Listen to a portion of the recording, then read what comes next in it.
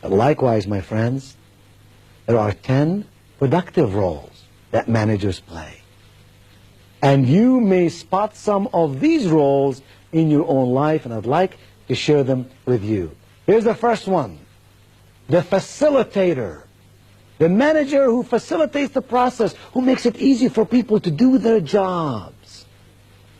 Who is always asking the question, how can I make things better? How can I help you to arrive at the right solution?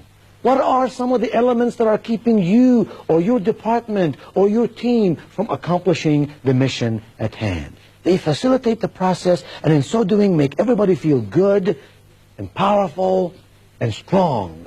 And people play well with the facilitator. Here's a second very positive role that managers play. It's called the enabler. This is the manager who teaches people how and why, not just what. This is the manager who takes a little extra time to say, I care about you, and I want you to know why we are doing it this way. And so next time when you cross this bridge, you will know for yourself some of the ideas that went into the making of this decision. This is the manager that grows people instead of simply uses people. The third productive role that managers play is called the empowerer.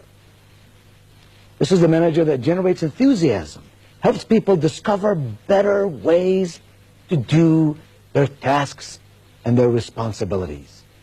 Empowers them, gives them the authority, and when they make a mistake, does not clobber them, but says, it's okay, we all have to learn somehow.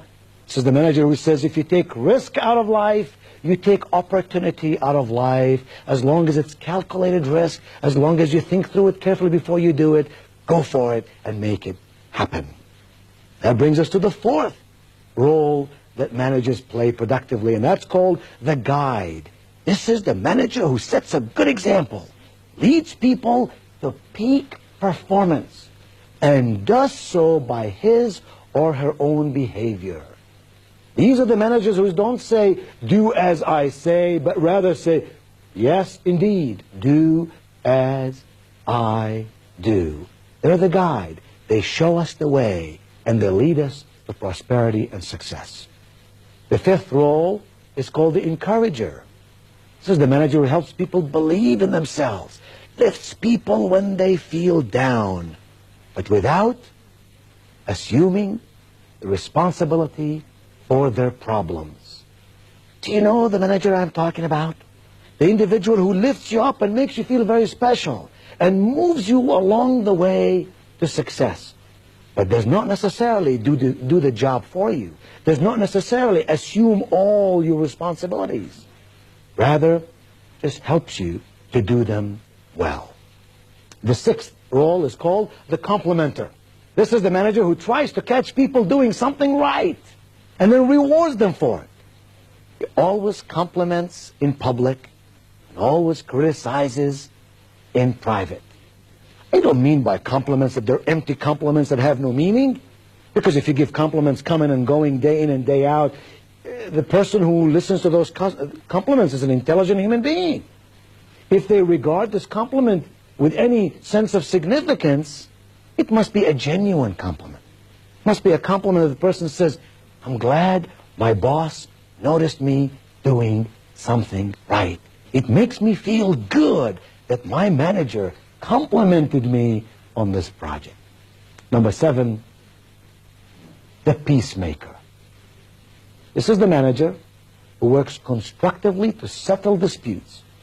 This is the manager who serves as an advocate to both management and workers. You know what I'm talking about? This is not the manager who simply passes the buck. This is the manager who says, management is here, employees are here. How can I build between those two a partnership for profit? How can I bring those two to understand each other, to work with each other? How can I build an understanding in management for the needs of employees and in employees for the needs of management? That kind of manager, my friend, is a magnificent person. Company person, but also a people person. And then the eighth productive role that managers play is called the communicator. Can you think of anything more important in human relationships than your ability and my ability to communicate effectively with each other? To speak in a way that people understand? To listen to people in a way that they know we care? To observe what's going on around us and about us in a way that we can catch facts and figures so we can do our job better?